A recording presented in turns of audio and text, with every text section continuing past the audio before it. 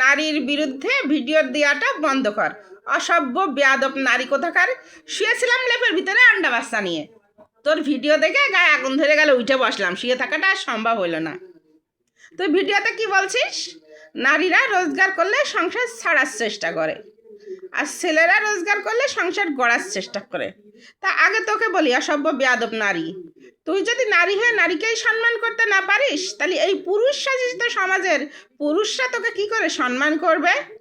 তোরা তো পুরুষরা একটা দোষ করলেই পুরো পুরুষ জাতি তুলে নিয়ে কথা বলা শুরু করে দিস।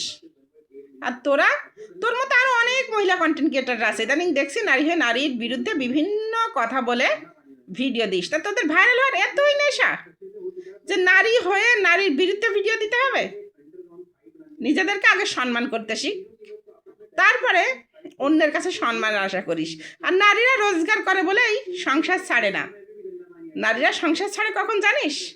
যখন একজন নারী সংসারে প্রতিনিয়ত শারীরিক মানসিক টর্চারের শিকার হয়, নির্যাতনের শিকার হয়, প্রতিনিয়ত কথার ছুরি দ্বারা বিধ্বস্ত হয়, তখন একটা নারী সংসার সারার চেষ্টা করে। আমাদের সমাজে এমন অসংখ্য নারী আছে যারা স্বামীর সাথে সাথে জব করছে, এবং বর্তমানে এমন অনেক নারী আছে যারা উদ্যোক্তা, স্বামীর থেকে বহু বহু গুণ আর্নিং করছে। তবুও তারা কি করছে? স্বামীকে নিয়ে, সন্তানকে নিয়ে পরিপাটিভাবে সুস্থ সুন্দরভাবে সংসারটা করে যাচ্ছে। এইখানে তুই কি বলবি? হ্যাঁ, আবার এমন অসংখ্য নারী আছে যাদের কোনো শিক্ষাগত যোগ্যতা নেই, একটা জব করার মতো দক্ষতা নেই, স্বামীর ঘরটা ছেড়ে গেলে বাবার বাড়িতে গিয়ে দাঁড়াবে তেমন কোনো পরিস্থিতি তো নেই। স্বামীর ঘরটা ছেড়ে যাওয়ার পর কি খাবে, কি পরবে, কোথায় থাকবে তেমন কোনো ব্যবস্থা নেই, কোনো নিশ্চয়তা নেই। তারপরেও সেই নারীটা সংসার সেরে যাচ্ছে। কেন জানিস? ও সংসারে প্রতিনিয়ত শারীরিক মানসিক নির্যাতনের শিকার হচ্ছে, প্রতিনিয়ত কথার ছুরি দ্বারা বিধ্বস্ত হচ্ছে, সেই জন্য সংসারটা ছেড়ে যাচ্ছে। একজন নারী যখন সংসার করতে আসে, সংসার ছাড়ার চিন্তা করে আসে না, সংসারটা গড়ার চিন্তা করে, সংসারটা করার চিন্তা করেই সংসার করতে আসে। একজন নারী তখনই সংসার ছাড়তে বাধ্য হয় যখন তার আর কোনো পথ থাকে না, দেয়ালে পিঠটা ঠেকে যায়। তখন আর একটাই মাত্র পথ খোলা থাকে, হয় ধুকে ধুকে ওই সংসারে মরতে হবে, না হলে সংসারটা ছেড়ে গিয়ে বাঁচতে হবে। এমন পরিস্থিতিতেই একজন নারী সংসার ছাড়ার চিন্তা করে, রোজগার করে বলে নাই, বুঝেছিস বেয়াদব নারী।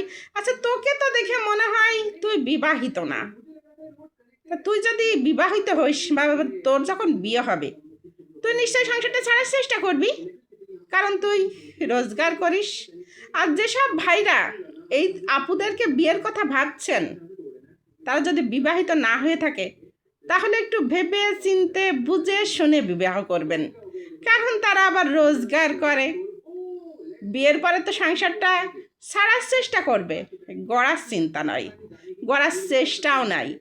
সবশেষে একটা কথাই বলবো, অসভ্য বেয়াদব নারীরা, তোরা যারা নারী হয়ে নারীকে অসম্মান করে তোদের ভিডিওর মাধ্যমে মেসেজ দিচ্ছিস পুরো সমাজটাকে, এসব বাদ দে। নারী হয়ে নারীকে সম্মান করতে শেখ, অসম্মান না। শুধুমাত্র ভাইরাল হওয়ার চিন্তায় নারীদের নিয়ে এসব বাজে উক্তি করাটা বন্ধ কর। নিজেরাই নিজেদেরকে সম্মান করতে শেখ, না হলে পুরুষরা তোদেরকে কখনো সম্মান করবে না।